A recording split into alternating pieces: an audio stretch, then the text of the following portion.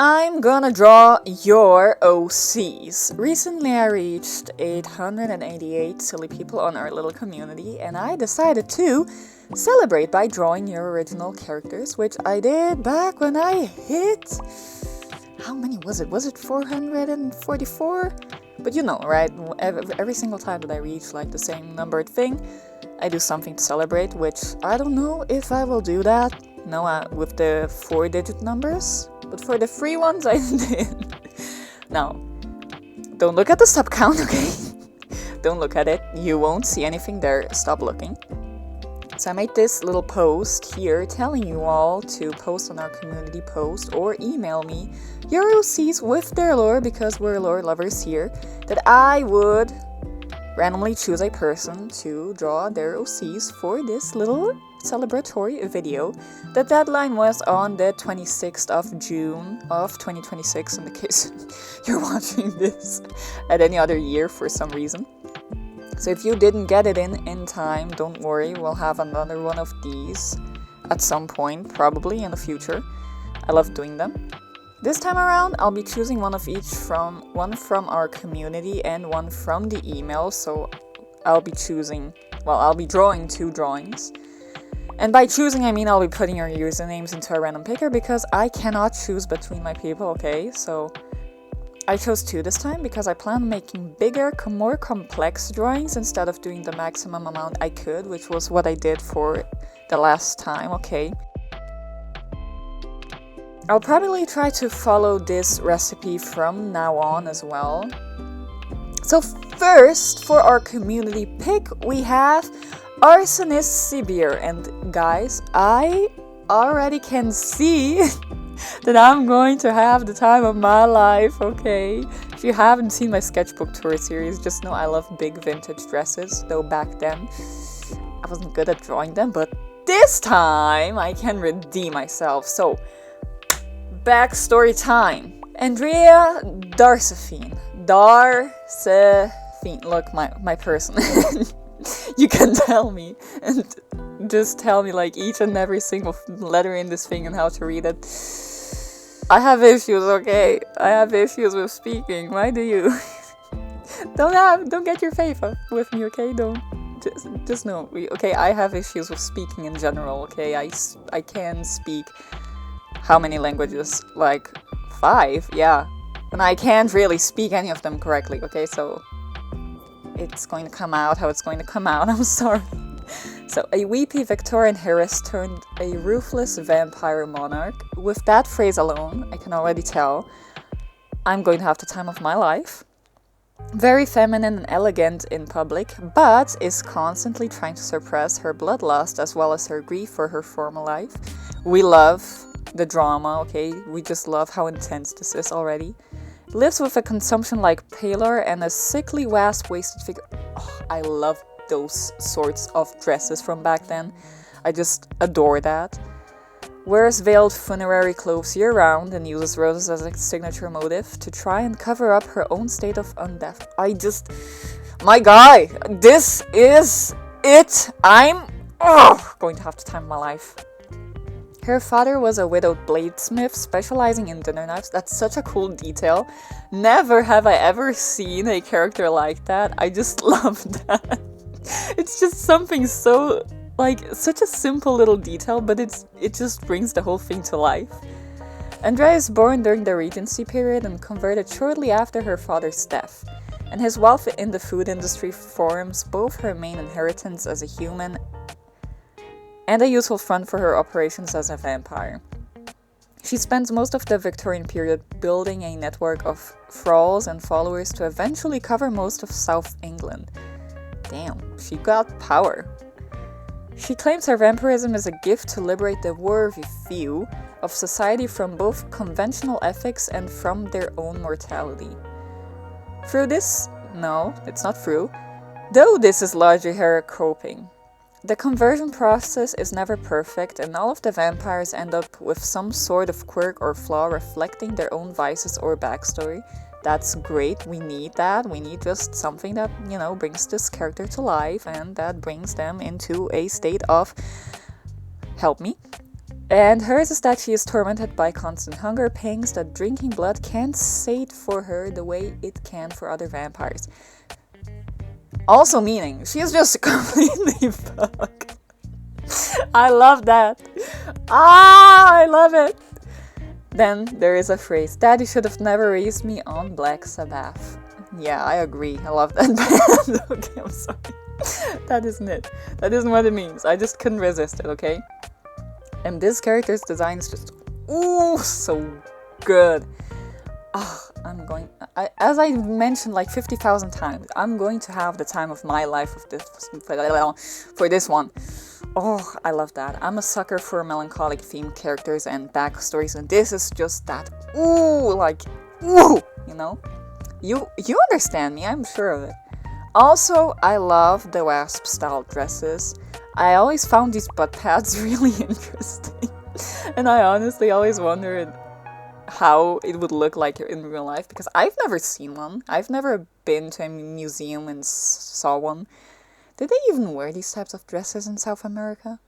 Did they? I mean, they must have, right? Either way, I'm so thrilled that I can actually draw one, finally.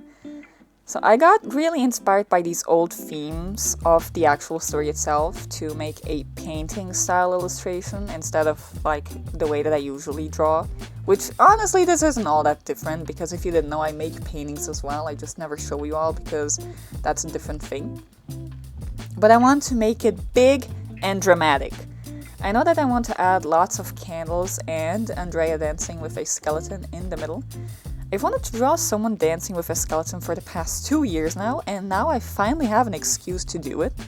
Now, I know that the skeleton part doesn't exactly make sense since she is a vampire, you know. Those things don't really add up, but just like, come along with me, okay? There's like the sort of more, you know, afterlife-ish feeling, very like gothic, very like, you know, melancholic and dramatic, vampiristic, which goes along with the goth theme, I think, pretty well. So, you know, I couldn't really draw, you know, the stuff that vampires usually do, because I'm afraid of YouTube lately, okay? With all the new AI integrations going on, and honestly, I just really want to keep my channel alive, you know, and not banned and stuff, so I've been trying to play it slightly safer lately, which is really a shame. I hate what is going on, I have to admit, but that's another thing that's not related to this, so we'll just have to go safer route, okay?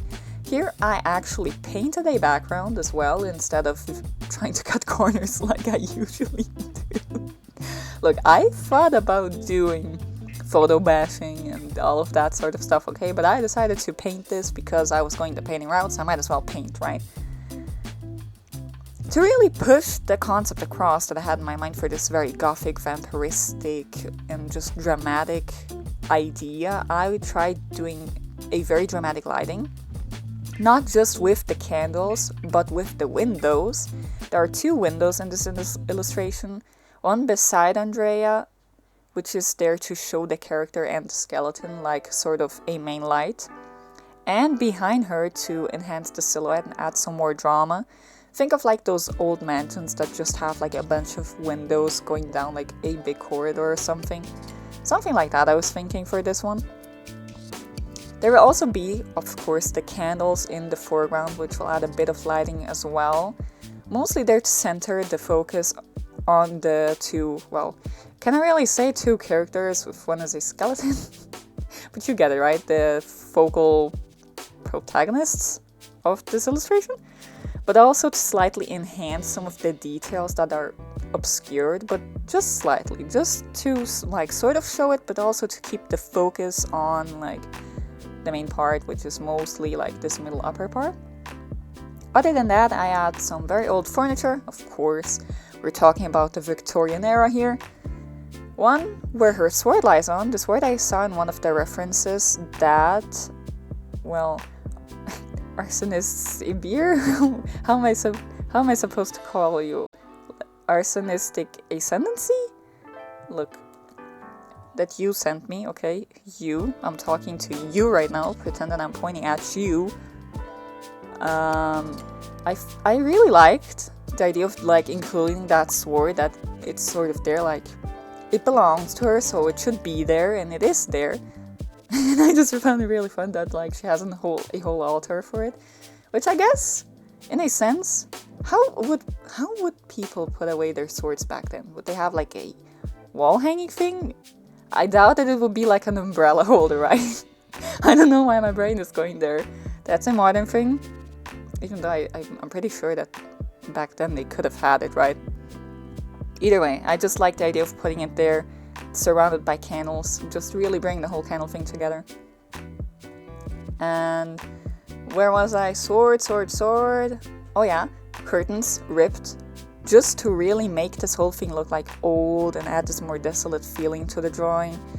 I also threw a chandelier on the floor behind them to really enhance that feeling further.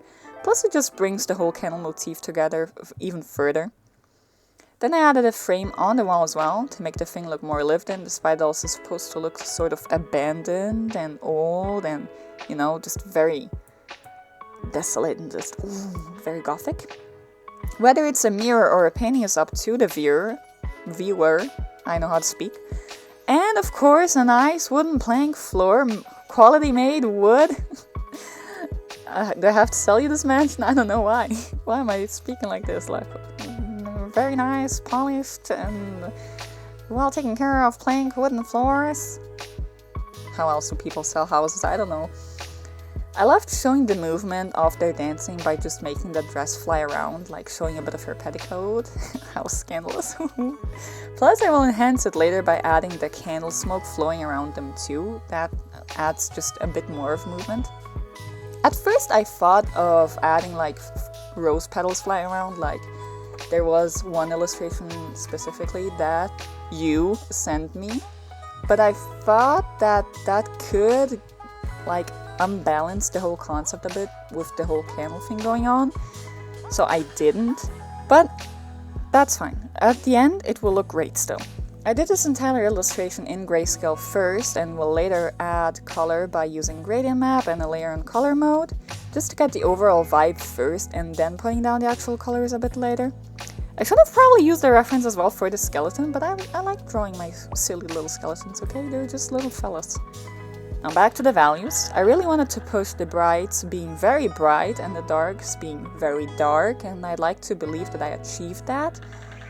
After finishing the overall painting, I will add textures to certain parts, like the fabric of the dress, the skeleton to make it look more rough and bone-like, the fire of the candles to make it more fiery, stuff like that. And can I just say, I had the time of my life with this one.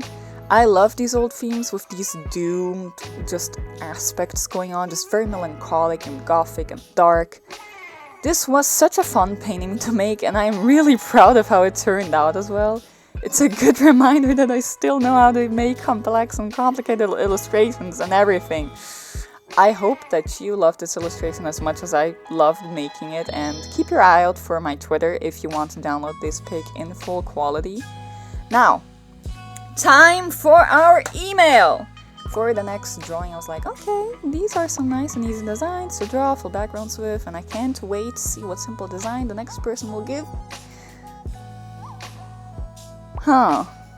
So, for this next drawing, sent by Reap XRK,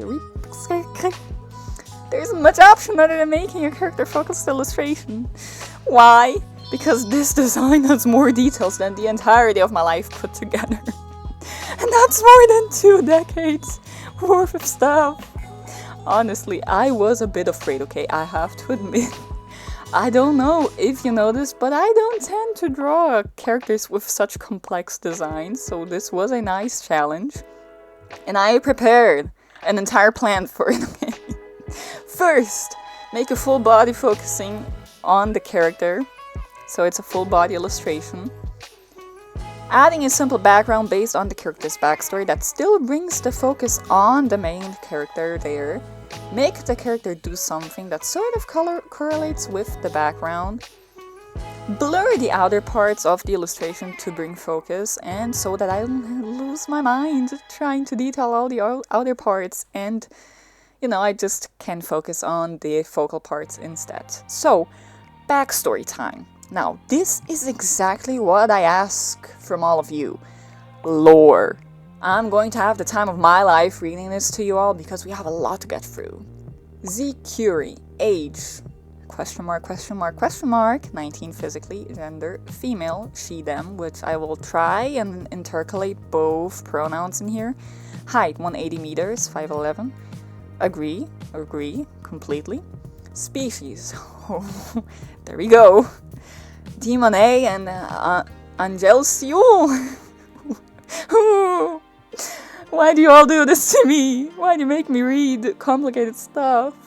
Traits. Inherited features of both parent species.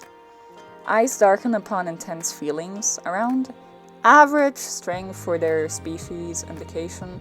Her halo count and sigil complexity. If this is the average one, what would be the complicated one? You have a lot on your mind. Oh my god. Weapon. How do you shuttle? What? Which one? Shuttle and shuttle don't really. Look. Polearm / catalyst. I'll just jump that word completely. Addicted to sweets and animal products. Why do I sort of feel identified here? I identify with this character. Personality generally takes on either a cold or a manic state, both with timid undertones. Largely introverted, avoids unwanted attention. Until then, I identify a lot with this character. Intelligent but socially awkward. Now I'm, identifying less, not that intelligent. As you can see, I can barely read, but okay. Rather scatterbrained, but when she can actually focus, things are done. Can be rather and emotional. Permanent mental state to the point of you get it? Does not want to burden others with their problems. Now we get to the lore. At some point in time, her parents, an Angelkilll and a Demon A, birthed them after a long and very secretive relationship when the forces of both of her species, respectively, were deeply interlocked in their own sieges. It's plural.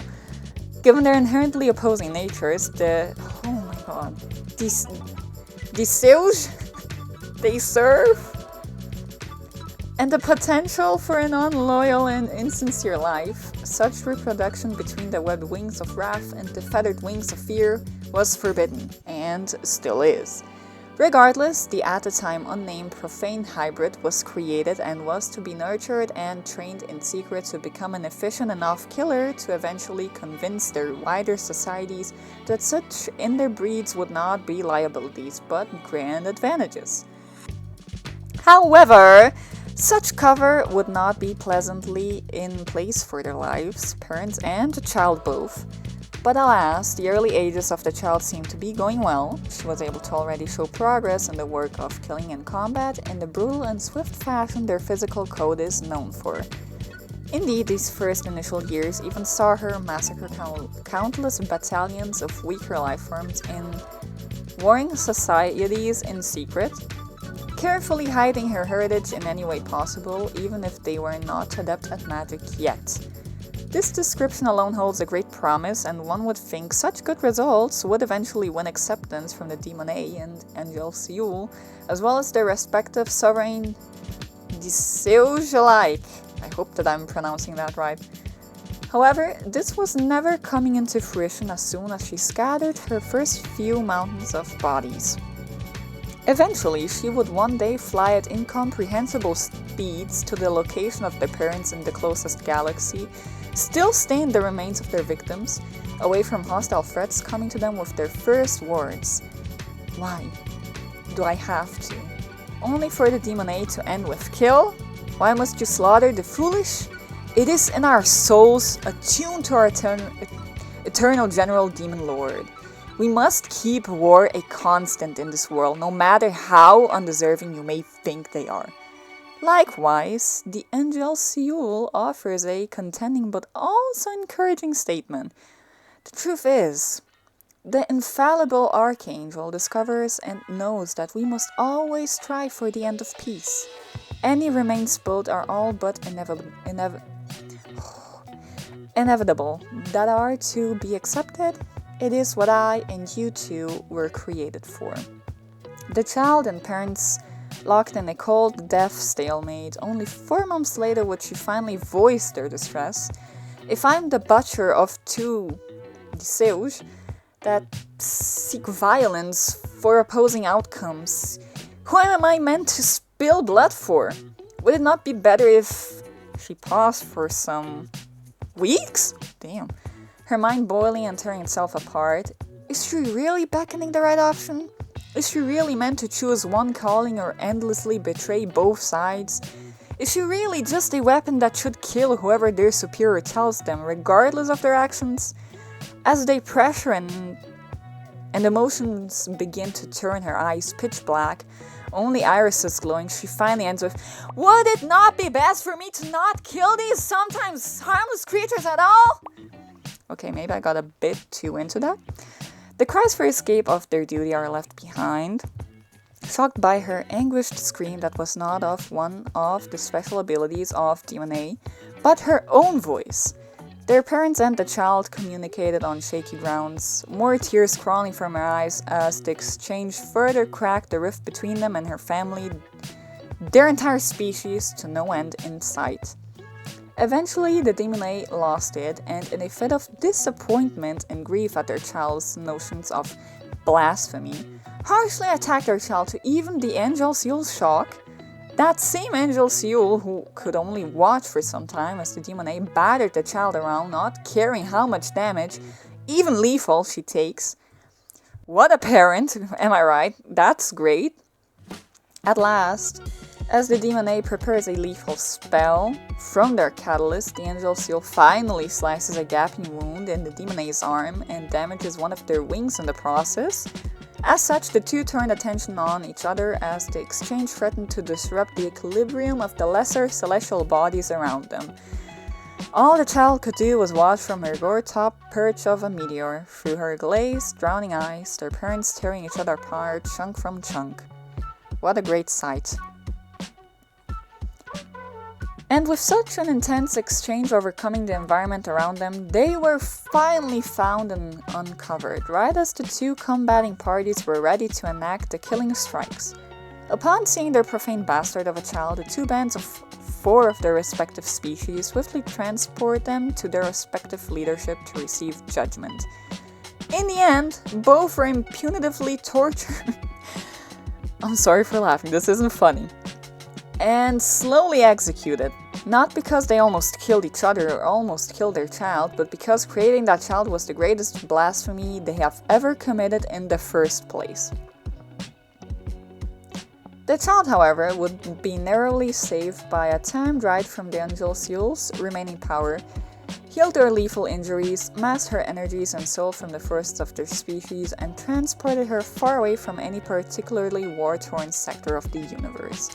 Eventually, although choosing to live in and out of multiple societies of lower species, the blasphemous child of treacherous parents would mostly remain as a self-adapting hermit, afraid of her inclination to violence backing up too excessively again and hoarding more that she wishes not to hurt anyone anymore, broken from how she was born and molded by their parents and the Seujis alike, beaten down from how badly she was feared and mistreated for the atrocities of their general species as well as her own, uncontrolling of her own desires and wants because she has been rendered unable to and must satisfy her lust in any way satiable.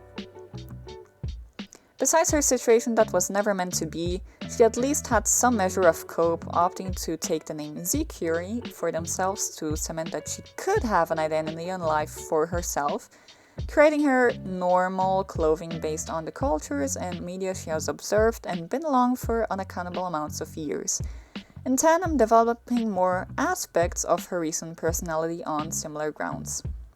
However, this does not mean Zikuri will be entirely without further onset of pain, as such a chaotic and cruel universe shall never allow that, but so is the current upbringing and its resolves of the Demone Angelkilll born. That was a lot. I love that. Now, okay, so keep in mind, okay, this person gave me 3 reference pictures, and at the beginning, you told me something really weird. I'm sorry, I have to mention this, okay, for you to understand. You said that picture 3 has less details, picture 4 has 2 characters, and the only one was the one on the left, and that pictures 1 and 2 are the supreme references. And then you send me 3 pictures, and the reference pictures that I'm pretty sure that you're mentioning are the third and the second one.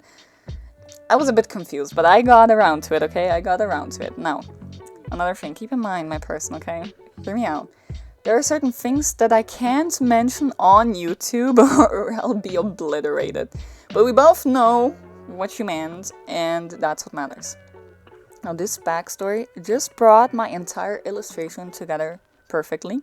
For this time-lapse, I actually decided to record the screen again, which you'll probably saw at some point, of my notebook, just to add a bit more pizzazz into this. So first I want to talk about this character's design because it's incredible. I love how there is so much going on, but it's still cohesive. How the Angelkilll and the Demone come together into this space/astrology theme, and how there's also an almost sea monster-like design going on with the watery halo, and the blues, and this almost like fin-like ear part, and almost fin-like feet parts. So I wanted to bring those themes together and put them walking over the water, watching some stars float away. And to make this whole thing even more whimsical, I added just a big old Saturn in the back of the sky there. I was actually thinking of this really old illustration of mine of Love Tan in this field of sunflowers. I feel like this concept with the planet in the back really fits in well here. And also add some clouds to make it look more planet-like, instead of just like some random stream of water in space. Though that would be cool, I guess. Now, trying to replicate the design was honestly a bit difficult, and I hope you forgive me if I got a detail wrong. It's really hard to distinguish what is happening traditionally, even when I zoomed into the pixels of the picture. So I tried my best here, but maybe a written description of what is happening in the design would help. At first, I was also afraid that I wouldn't be able to replicate the silhouette and make it readable, like that you can read that this is Zikuri. But when I looked at it, without the line art and everything, I saw her being Zikuri just standing there, and I could see them, and I was just thrilled, and I screamed, yes, this is exactly it! I did this one in grayscale too. I thought this would help me get the colors right, which for a split second later on I had doubts that it would work, but then the color layer saved me. The color layer is a layer put on color mode, just so you know, in case you were wondering. Which at first in the video here you will see that the drawing will turn out really cool toned, which I feel like at first makes her skin look a bit too lost into the whole thing, which then sort of doesn't bring any contrast in there and any focal points. So I do warm it up just a tad bit so that you can see it better in contrast to the rest. But believe me, it's still brown skin with a cool undertone, just like you had described to me in the email. I just do that to show it better along with the blues here. Plus it helps bring the focus to the character as well, so. Also, reading the whole backstory made me imagine the whole thing like a movie, and now I wish that there was like a comic or an animated series of this because I'm so intrigued. It makes me sad knowing that there isn't one. Please, the people beg for more. Also, another thing, lots of alsos in here, but I'm just excited, okay? I love those feet. I know that this is slightly random, but at first I thought for a split second when trying to put down the post I forgot them, right? Then when I looked at the reference sheet again and I saw it, it clicked, and when I drew them, so good. I feel like characters need some more like unexpectedly shaped limbs. Like break some limbs backwards, add some cool designs, or just remove their limbs and give them cool prosthetics. give the characters some whimsy, you know? Like something to work that works against them or works for them or something, you know? Just a little bit of, you know? Also, I wish that there were cool whimsy prosthetics for people IRL that, of course, were still functional, because people need a whimsy, you know? People need a bit of whimsy. Honestly, I just love the way that these space themes mix in so well with the water themes. Like, it probably has nothing to do with Zakuri at all. I'm probably the one putting it in my head, these sea themes. But I feel like with the drippy halo there must be something, right? Right? Maybe Zakuri would get along with 178. They're almost like opposites, but also in a similar way. Like, 178 is literally inspired by the sea goddess herself, but mistaken for a demon entity. And Zakuri is at least half demon A, and has almost a sea motive going on. They could be almost sea monster besties? Maybe. Either way, sorry for my rambling. When I started rendering this drawing, I was trying my best to push the lighting to outline Zakuri. The light comes from those stars, but also sort of from behind, so there will be a slight backlighting going on. Also, to add movement, I decided to do this drawing diagonally, as in rotating the canvas slightly and drawing the initial thing that way. It just adds a bit more movement to the whole thing. I used to do that a lot in 2022. And to enhance the movement even more, I make are these tails? Like those heart-shaped thingies flow along with the hair, which I believe they have dreads. I hope. I at least drew them as such, because that's why I understood. Also, this part in the back there I made float as well, which I believe is also a tail? Or is it part of the hair? Like, I drew it in an almost ambiguous way so that the viewer can interpret it themselves. Overall, banger of a drawing. I'm honestly proud of how it came out. I'm proud of how both of these came out. And I really like how they sort of almost contrast each other. Like, one is warmer, but also like in this more purplish tone, like, while this one is cooler, which it still holds almost this purplish tone, but more blue. I love that. I love how these two drawings are just so completely different, but they look so good. They turned out so good.